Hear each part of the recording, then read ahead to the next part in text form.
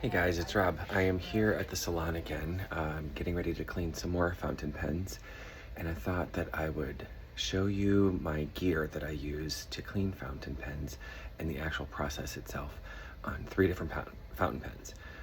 Please forgive the background noise because I'm doing this at work, and I'm doing that by design. You wouldn't think that a salon would be a great place to work, but I'm using my shampoo bowl, which has got really good pressure, and Cobb County, where my salon is, has very highly rated water supply. So I feel comfortable using tap water to clean these fountain pens because of that. I know that many, if not most, fountain pen manufacturers and even some ink companies will say you should use bottled distilled water only to clean your pens, but I have never run into any trouble using fountain pens. But you listen to your heart and your ancestors and do what they tell you to do. For me and mine, I'm going to be using my shampoo bowl with great water pressure and very clean, neutral water from our water supply. And I'll show you what I use tool-wise. Okay, here is my little pen cleaning kit. I've got some cotton swabs. I've got an infant bulb syringe that you would use as a booger sucker. This is used to get in small crevices, as well as a blunt-nosed needle that can get in even smaller crevices. I have some brass shims that I can use to floss in between the tines and get out any fibers from paper or paper towels, any dirt and debris that could get stuck in there and cause ink flow problems. I've got a jeweler's loop that lets me see up close into those tines because some of these fountain pens have really tiny parts. I've got a piece of, I believe this is called micro sandpaper, and I'm almost positive that it is 12,000 grit. Yes, 12,000 grit sandpaper feels almost just like a piece of suede. It's very, very, very fine textured sandpaper that's used to just kind of buff out any small irregularities in the metal nib. Anything more than that, you really should be sending your pen to a nibmeister to fine tune. I've got two different small brushes, and these are actually infant formula bottle cleaning brushes. One is a wired center with plastic bristles. That's really good. And another is a silicone scrubber, and both of those are really good at getting into places. And then I've got a silicone grip, which is used to help take out a nib from a feed assembly. These are the three pens that I'm going to be cleaning. This is the Sailor Wicked Witch that I just cleaned and inked yesterday, and I've decided that not only do the tines need flossing because I saw some fibers in there, but I don't want the ink that's in there, which feels incredibly wasteful, but it is what it is. I'm not happy with that color green, and I'm not going to be happy with that color green, so I'm not going to pretend to be happy with that color green, and I'm going to choose a different one. This is a new pen that I got. I'm not even sure this is real. This could be a counterfeit for all I know. It says it's Lamy. A quick Google search says that this is a Lamy Dialogue CC fountain pen. I just don't know if it's real because I got it on AliExpress and it was like $40, and a real Lamy Dialogue CC runs in the upper 300s, so this may in fact be fake, and I don't know if I'm actually going to end up liking this pen because it does not write like a fine nib like it says it does. I don't know if you can see that nib, but this is allegedly a Lamy nib that's fine, and it writes more like a broad. I've tried 3 different inks in it, and I just can't seem to find one that writes fine. So I'm going to clean it out and try again. And this is a Sailor Tuzu Adjust, and I've got a shimmer ink in here that needs cleaning out because no more shimmer is showing up in use, and it doesn't matter how much I agitate the ink, it's not coming out. So I think it is clogged. So I'm going to clean that out. So I've got 3 pens to clean, and I'm just going to show you how I do this really fast, and then I'll set these aside to dry while I'm working on clients, and I will ink them up at the end of the day, and that'll be a whole separate video. All right, stay tuned. Okay, I'm going to try my darndest to keep this video professional-ish.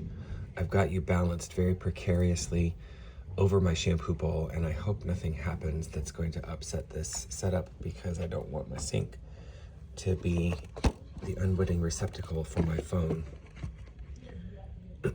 I'm also going to try to figure out how to overlay sound on top of this, because this is going to get loud. Shampoo bowls are loud, and I don't want you to have to listen to this. So here we go.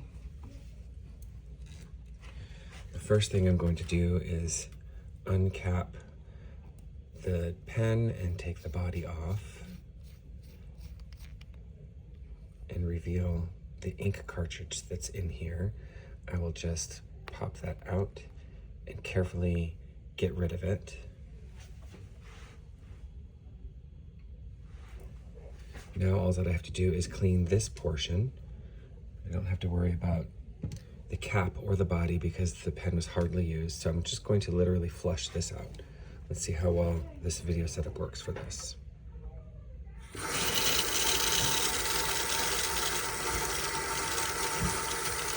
I'm just running water through the feed.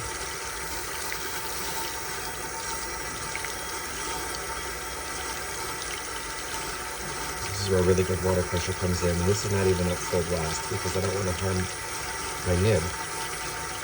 One of the reasons why I like to do this here is because not only the water pressure, but I've got a sink strainer to catch anything that might go down. Just gonna get a bowl to fill with water.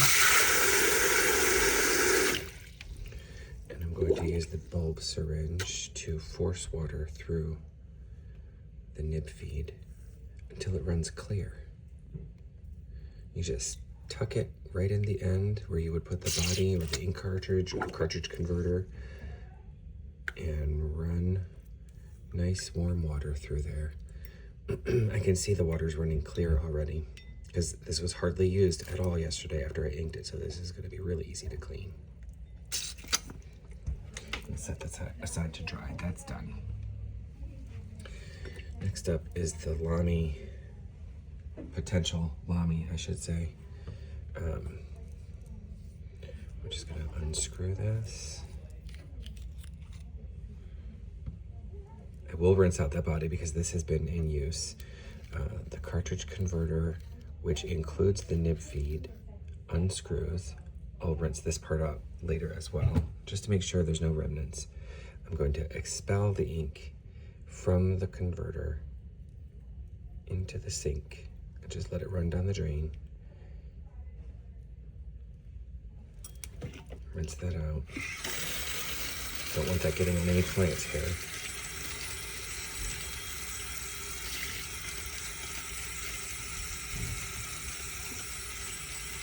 I'm going to hold the nib under the running water and draw some water up through the breather hole in the nib feed and just expel it out. And you can see, well, you might not be able to see because my shampoo bowl is black, but ink is coming out of there. So I'm just flushing the ink out.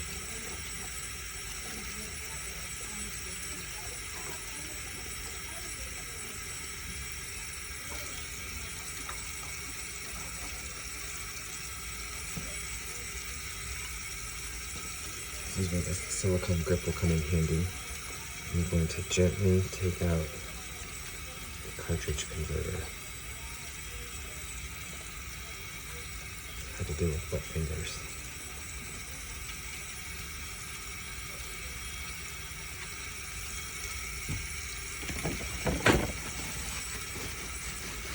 Dry it off, maybe get a better grip.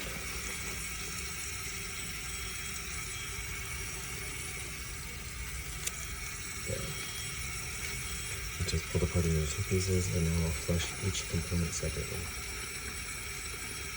Make sure you get all the ink out so that no remnants of one ink color end up in the next ink color.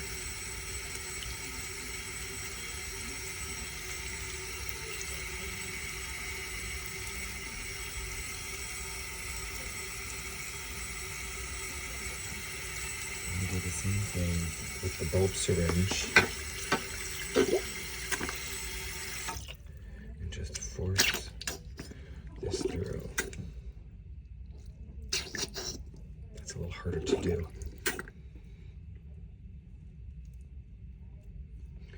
I don't know if this somehow comes apart any farther, but this is open, so I'm not getting a good seal. I can't really force water through it. It just comes right out the side, you see? So I'm gonna let this soak instead. And we'll flush it again when we're all done. And the last pen is the Lamy Tuzu that I think is clogged with shimmer. So, expel the ink.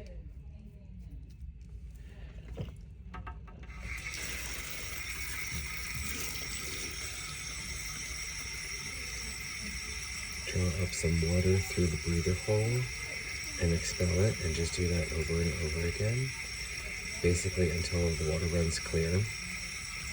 But you're not done. You have to fully disassemble and keep rinsing until the water runs clear, because you will keep finding little pockets of ink. In this particular case, it wouldn't be horrible because this pen is reserved exclusively for red inks. So it wouldn't be the end of the world, but if I were going to switch to, say, you know, a pale blue ink, having any red ink in there would obviously alter that color, and that's not something that I want to do. So, do things right or don't do them at all. That's what my grandma used to say. Alright, and I'll take this apart and keep on rinsing. So you saw a little bit of red come out of there, even though we had fully rinsed. And now the converter is clear. And I'll do the same thing for this nib unit. Just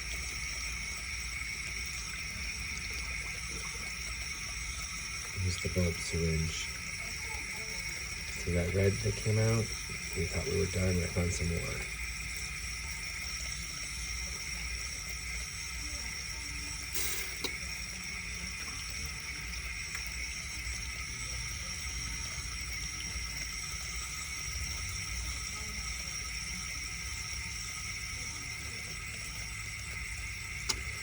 That one's done. Let's go back to this nib. I just want to keep on running some water through that.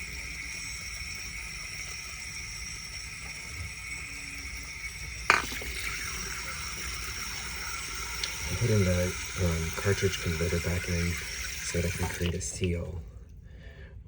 After I've got the seal, I can just continue to operate the piston on the converter until all of the water runs clear, and then I'll be comfortable that this is cleaner. I don't see anything coming out, so I think we're probably good. All right, pens are clean. I'm gonna let those dry while I work on some plants. Sometimes I will actually put them on a towel and let them dry in my warm towel cabinet. Just to spread out, and the warm, gentle air in here kind of really ensures that all the parts are dry. But I'll show you the inking part later. Okay, thanks guys. So I just finished a client, and I'm gonna go in here and just wanted to show you what that looks like. These are perfectly dry. It doesn't get super hot in here. It's just enough to warm the towel gently. So the only thing it does is speeds along the evaporative process for the water. So all the parts are dry, so I can now take these out and get myself set up to re-ink them and film that later on for you. Good evening, gang. It's Rob. I thought I would sign on and show you a little bit of some ink swatching. I've got 2 inks that I'd like to swatch. And if those go well, I'm going to ink some pens with them. And then I have 2 other pens that I've already swatched and I know will work in the pens that I'm going to do, so I thought I'd fill those as well. The first ink that I want to swatch is this Diamine Cult Pens exclusive. It's called Iridescent Maureen, and it is a super sheener, a mega sheener. Some people call it a monster sheener. From what I've read online, it is a heavily saturated blue with a very strong pink sheen. So I'm expecting some magic. We'll just give it a gentle mix. sometimes components separate. And I'm using my Tachikawa handle with my Kakimori steel nib. And I'll do almost the entire swatch with this. Well, no, the entire swatch with this. I like to make a big puddle in the middle of my ink jar. And I'm actually going to go over that a second time after I lay down some more ink, because I like to have a real heavily saturated puddle on the page. I also do a really large swatch in these bottom sections of these colorings, because I like to see, personally, how lubricated this ink is, how far I can get one dip to spread. This is a pretty vibrant and well lubricated ink. I'll also make some delicate doodads on the side, because I like to see what the ink looks like in smaller versions. Sometimes I'll do a smaller icon that puddles, so I can see that, or maybe a spiral with some blank space in it. I can already see some heavy sheen popping through. Once I've gotten a fair amount of the ink off the nib, I'll go in and type all of the information.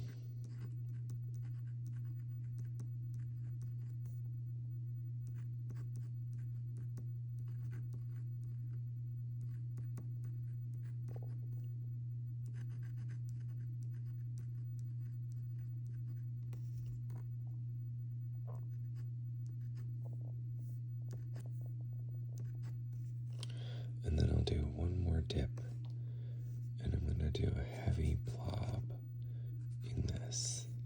I don't cover the same exact area that I did before because I want to see some differentiation, but that is how I will do an ink swatch. Maybe we'll do a couple more bigger blobbies over here. At first I thought, when I saw some of my pen friends doing these, they were just being decorative. But it actually is very helpful to see how the ink behaves in different line formats. And a Kakimori nib can give you lots of different line variation depending on the angle you hold it at. So the lower you hold it, the broader the stroke. The higher you hold it, the finer the nib appears. So I'm going to do another ink swatch, and let me get that set up now. Alright, before I do my second swatch, I wanted to do a little bit of extra pen maintenance on this Sailor 1911 Wicked Witch of the West. I mentioned in a previous video that I thought I might have a nib clog, and so I was going to show you how I would tackle that. This is what's called a brass shim. It's basically a very thin, razor thin sheet of brass metal. And the key word there is razor. Be very, very careful when handling these. Touch it only on the flat sides. If you touch it on that side, you may get yourself the mother of all paper cuts because it's metal. I'm going to try to keep this in focus as well as possible. But what you do is you try to work the edge of that into the tine. Sometimes it's easier to go through the breather hole. There we go. And down. Sometimes it's easier to flip it over and come from the top side. Oh, let me try to keep it in frame. You can see that the edge disappeared all the way into the nib. And what I'm looking for is this little bit of gunk that pops out. That is fibrous material that it can pick up from even good quality paper. It can pick it up from paper towels if you use paper towels to wipe your nibs down. It can just be picked up from dust floating through the air. But every once in a while you'll find a nib does not write like the way it always has. And this is always my suggestion, is to just floss your tines, try to get as much out as possible. I start in the breather hole. You'll feel resistance. It's touching the back side of the nib feed, but if you follow that forward, eventually you will find the nib feed ends and you can enter in again and get really deep through the grooves. And anything that's in there will come out. It usually takes just a couple of passes. And then the second thing I do is I take some clean water and put a splash or two on this 12,000 grit sandpaper that will just take the edge off this nib. It's feeling a little scratchy to me. Initially, I was taught that you make figure eights and infinity symbols. And a nib meister by the name of Mark Backus at the Atlanta Pen Show taught me that's actually not accurate information. What you want to do is actually just write words with it in your normal handwriting, which obviously won't show up because this is not inked, but you get the idea. You're just going to write normal letters how you would normally do it, and that's getting every angle that you would naturally approach your letter writing, so that the normal angles that would get touched are touched during this process. If you just do squiggles or figure eights or infinity symbols, you're going to create either a baby's bottom, or you're going to smooth it too much in the wrong places, and you're not going to get an accurate representation for your particular handwriting style. So keep your 12,000 grit paper with a couple drops on there and just write your name a couple times. You'll feel it under your nib. It's a little scratchy, and that goes away the more of the harsh edge you take off.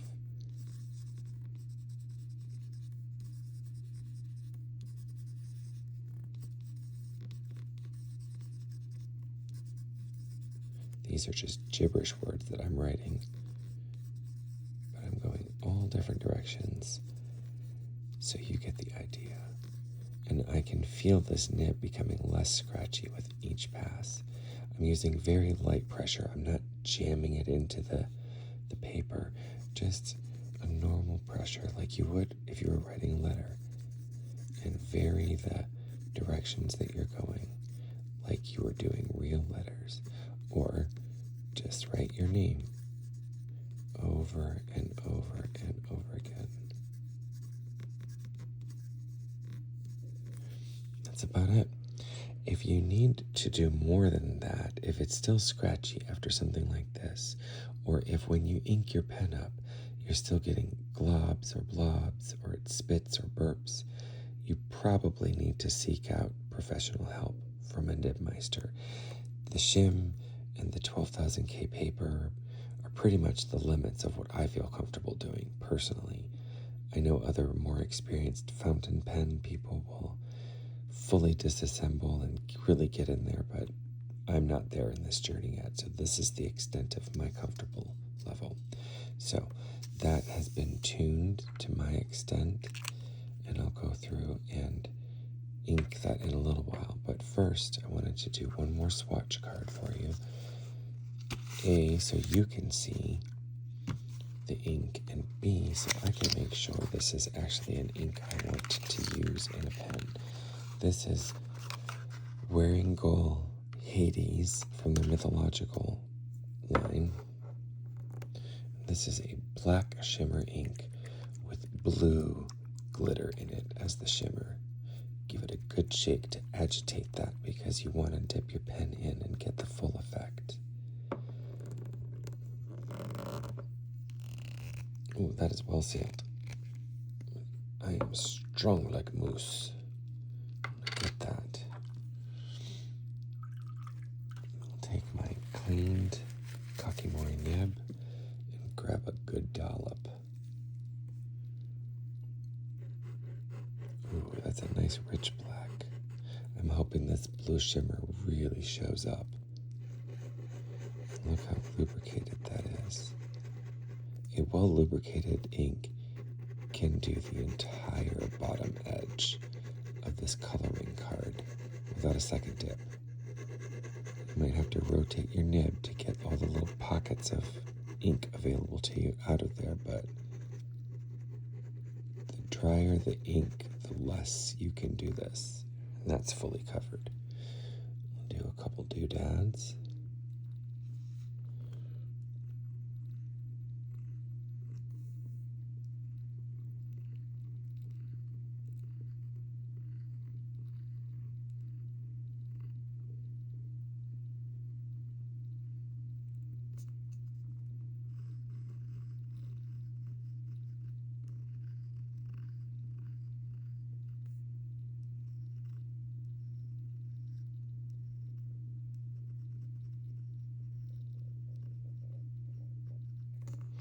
And now that I've got those and the majority of ink off the nib, I'll go in and write what I want.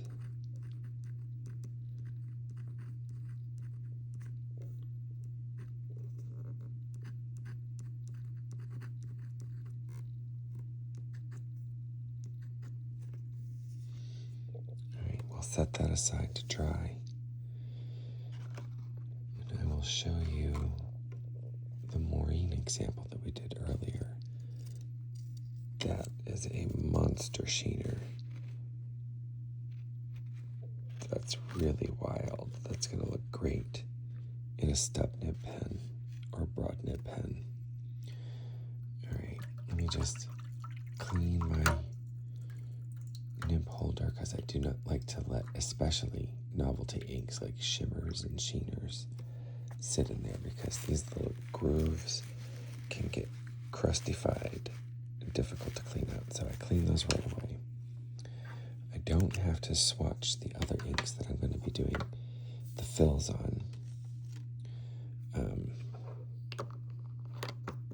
But I can go ahead and do those.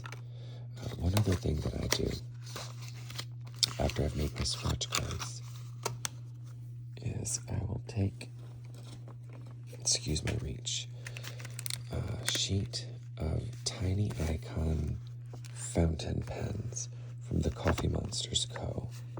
And I will pop one of those on top of the ink box. And that lets me know visually at a glance when I'm looking at my boxes of inks that this has been cataloged properly. And I don't have to worry about that. And I just keep this little swatch sheet in my well-appointed desk stamp kit that I use to create these cards. Just trying to keep myself tidy and organized. So while we wait for that Hades sample to dry so we can get the full effect of the glimmers and the shimmers, what I will do is go ahead and ink up the sailor that we just fine-tuned. I'm going to go with Ackerman number 28. I can never say this name. I'm going to butcher it. I apologize in advance. Hofquartier Grün, which is the most beautiful green ink I've ever seen. If you watched the previous video where I inked up this pen, I used a ink cartridge that I had from the Shikayori brand. I've actually used two different ink cartridges, both green. One was a light, one was a dark. Neither one was appropriate. I need bright. So I popped a Sailor converter in there. And what I'll do is show you how these interesting Ackerman bottles operate. Let me just get some paper towels real quick. Because filling inks can be a messy job.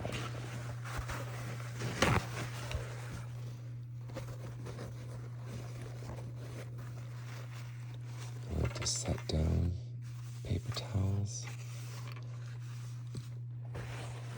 And I like to have a wad of paper towels handy to do cleanup. So, with these bottles, you tilt it upside down a couple of times in the upper part of this neck. Sorry, I keep going out of frame. In the upper part of this neck, there is a governor. When you tilt it upside down, it fills that governor. So you are not trying to get what most pens have as a short converter all the way to the bottom of that. It goes down to there. You can't go past the governor, but you dip all the way in and you activate your piston and you draw up as much ink as you can and you discharge and re-engage as many times as necessary to get a full draw. And this is a pen that I will use frequently, so I will get a full draw on this one, unlike normal. That's pretty darn close. Then I just gently wipe the excess off onto the side of the bottle, grab my wad of paper towels, and more aggressively wipe the shoulders of the pen nib and very gently wipe the nib itself, just trying to take away the traces that are on the nib. I'm not trying to get aggressive because these fibers from the paper towel will get stuck in the tines like that. And I just got this stuff out. Caught it just in time. So just be very careful about how you do that. And then reassemble.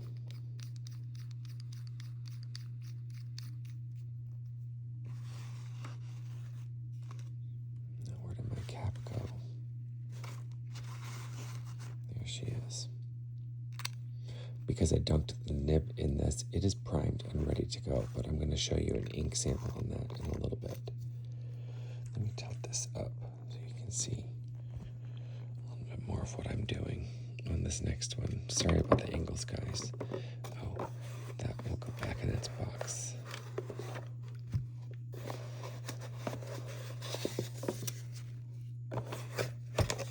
With its little protective collar.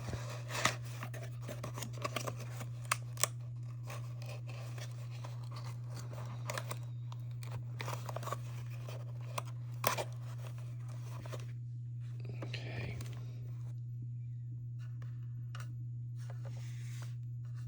The other pen that I know I'm going to ink up is this TWSBI Mini Vac, and I'm going to use the Wrangell Dracula in this. This did not work out so well in my Sailor Tuzu. I think it's because it's a broad nib and not a stub nib. So all of that shimmer on the bottom has got to get agitated into the ink.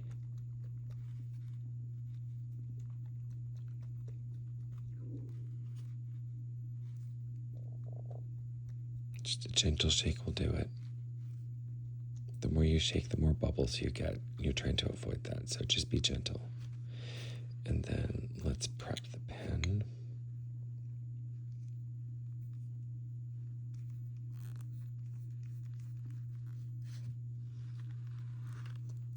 Prep the ink bottle, my stable surface, all the way in, past the shoulders, and plunge.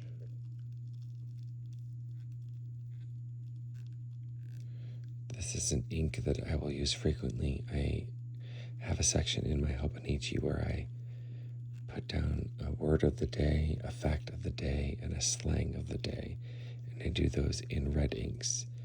And the keywords are always done in this bold red, whatever shimmer ink I'm using at the time.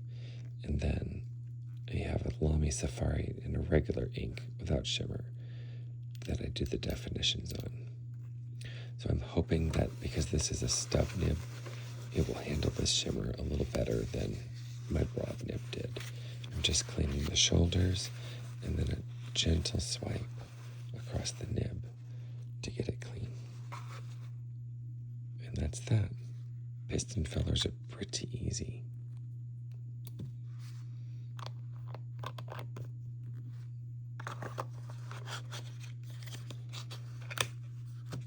So those two are inked. Now,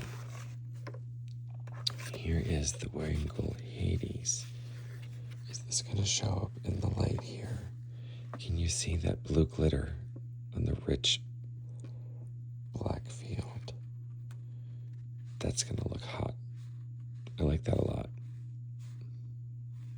So the plan was to put the Hades in this Asphine pen and the Sheening ink in the Bold pen.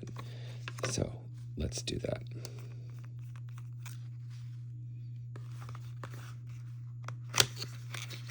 The reason why I'm doing that is the Asphine C80 is a stub nib, and I feel like stub nibs handle shimmer better.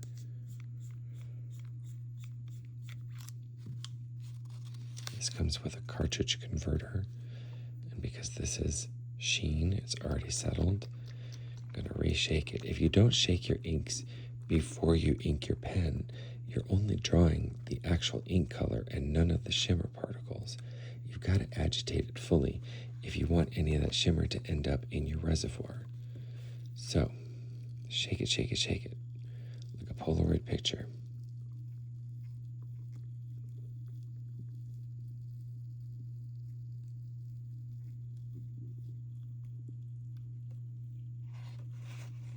Wipe off the excess on the edge of the bottle.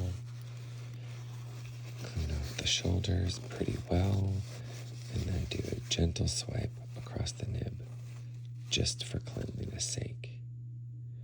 And now reassemble the pen. Got a little splotch on my finger, but if you're going to be in the fountain pen game, that's going to be something that you have to get used to. And most inks will wipe off very easily. And ironically enough, it wipes off easiest when you're shampooing your hair. And no, I have never found any ink in my hair. No discolorations, no shimmers. I don't know how the ink gods arranged that, but it really does seem to be the easiest way to get ink off your fingers. Now we'll put the Diamine Maureen in the Sailor Tuzu. I feel like a broad nib will handle sheening ink better than shimmer ink. But it's the same process. Depress the plunger, pull it up. I want to get a full draw on this one too, because I'll use this a lot. That's about as full as it gets. One other thing, when I'm taking my inked pen out of the bottle and I'm finished wiping it, I always give the converter the tiniest of turns just to make sure it's safely seated. All right, clean the shoulders very well and do a light swipe across the nib for appearance's sake, and then reassemble. I know much of this process was out of frame, and I apologize for that. I really am trying to get better at this, but hopefully my explanations helped. All right, I've got 4 beautifully inked pens that have been tuned. Let's get a little paper so we can do some samples on these. This is just a Moraman spiraled notebook. It's got a very light color on it, so I like to do swatches on this. If you're using a pen that's got shimmer ink, the shimmer has settled if you have set it down for any length of time. Gently roll it back and forth in one direction, flip it, roll it in the other direction. Do that maybe 1 or 2 times. Fully distribute that sheen.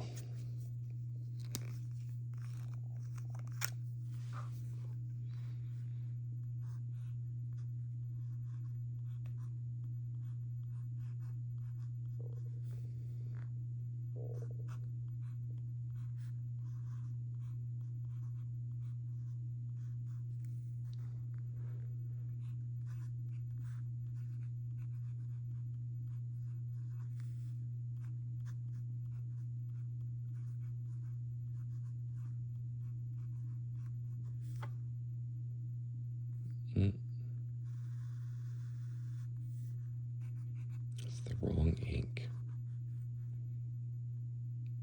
And I can't spell. Let's try one more time.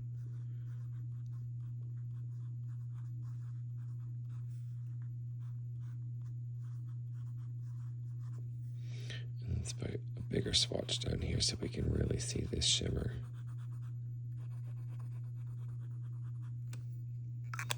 That's the thing I love about stub nibs. They really throw a lot of ink on the paper. All right, my other stub nib was the TWSBI Mini Vac, and that is filled with Wearing Gold Dracula.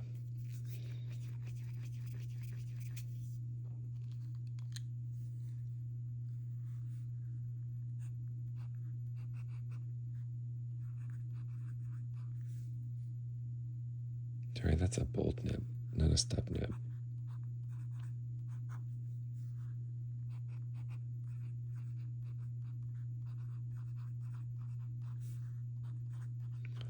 I don't run into the same problem with this bold nib as I did with the other bold nib, the Sailor Tuzu. I really feel like a 1.1 stub would have been a better choice. All right, next up, let's check out this Sailor that I flossed the tines on.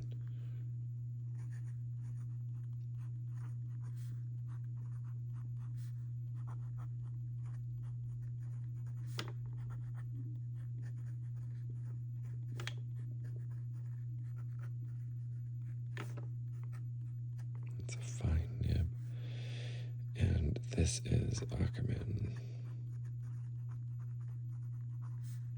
28. I shouldn't even attempt. I'm going to.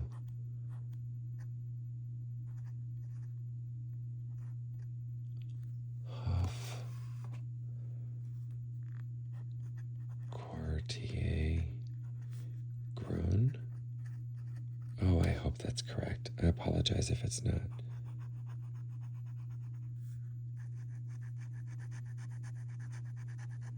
And it's just a much more vibrant green.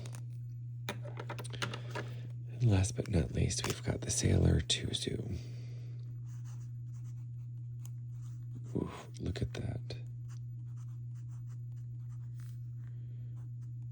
This is a limited edition red, bold nib with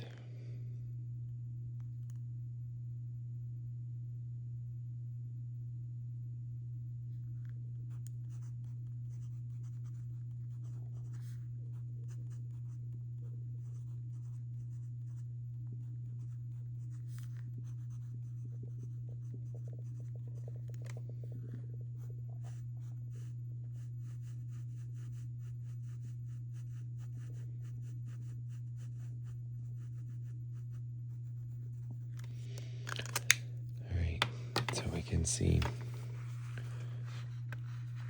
that glitter in the Hades is just something spectacular. And the Wearing Gold Dracula has also got a blue glitter in it. The Huff Quartier Grown is probably the best green that's ever been made and looks perfect with a purple pen. And then the Iridescent Maureen, it's starting to come out. You can see pink edges coming up on these words. And in this sample down here, I think in a, ooh, can you see that? I think in a bold nib, that's going to be perfect. These were good choices. I'll get good use out of these. Okay, there you have it. Maintenance on some pens, inking some pens. I hope this was helpful. I'm going to try to edit the best parts of all of these different videos that I've done today between the salon ones and the home ones into something that's legible and audible. Thank you again for paying attention to my channel and giving it a little love. I appreciate the new subscribers that I've got. I would appreciate it if you would interact with this video with a like or a forward. And as always, take care of yourself and take care of others. Have a great day.